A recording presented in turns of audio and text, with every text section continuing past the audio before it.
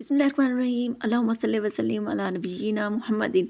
अस्सलाम वालेकुम व्यूअर्स, कैसे हैं आप सब। अल्लाह ताला से दुआ है अल्लाह ताला हम सबको हमेशा अपनी रहमत के साए में रखें, आमीन सुम्मा आमीन।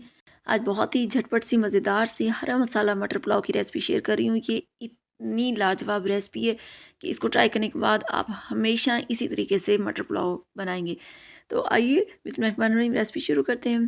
इसके लिए सबसे पहले मैंने हाफ़ कप ऑयल गरम कर लिया और जैसे ही ऑयल गरम हुआ मैंने उसमें एक स्लाइस की हुई प्याज शामिल कर दी।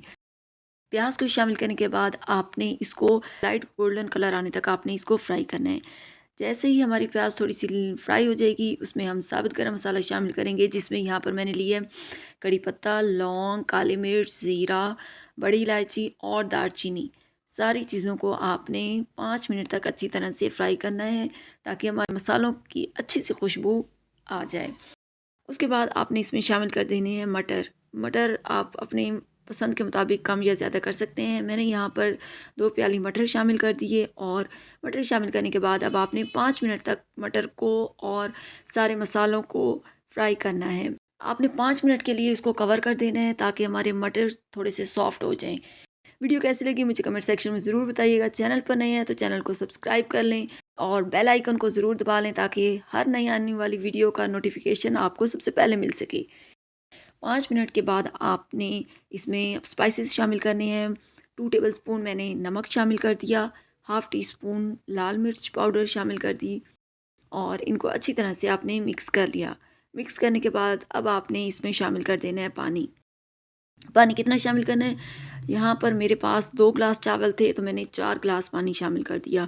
2 ग्लास मैंने पानी शामिल किया और 2 ग्लास मैंने यहाँ पर चिकन की यखनी शामिल की, चिकन स्टॉक। इससे आपके चावलों में बहुत अच्छा मज़ेदार फ्लेवर आ जाएगा, रिच बन जाएंगे आपके चावल।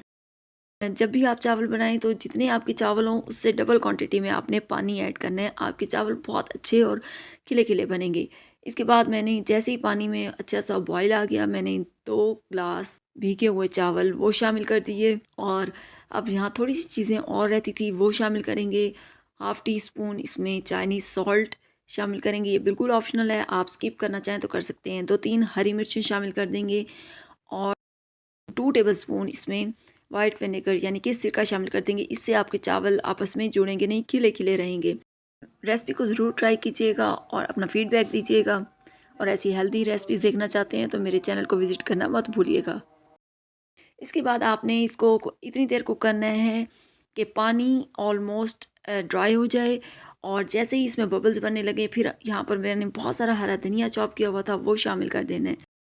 दम वाली आंच कर देनी है और 15 मिनट के लिए आपने इसको दम दे देना है। तो ये देखिए 15 मिनट और साथ ही मैंने कुटा हुआ ज़ीरा भी शामिल किया था दम के टाइम पर। तो ये देखिए हमारा बहुत ही मज़ेदार सा खिला खिला खुशबूदार मटर पुलाव बनकर रेडी है। Do try this recipe and give me your feedback. मिलते हैं नेक्स्ट वीडियो में, तब तक के लिए टेक केयर एंड अल्लाह हाफिज़। Thanks for watching.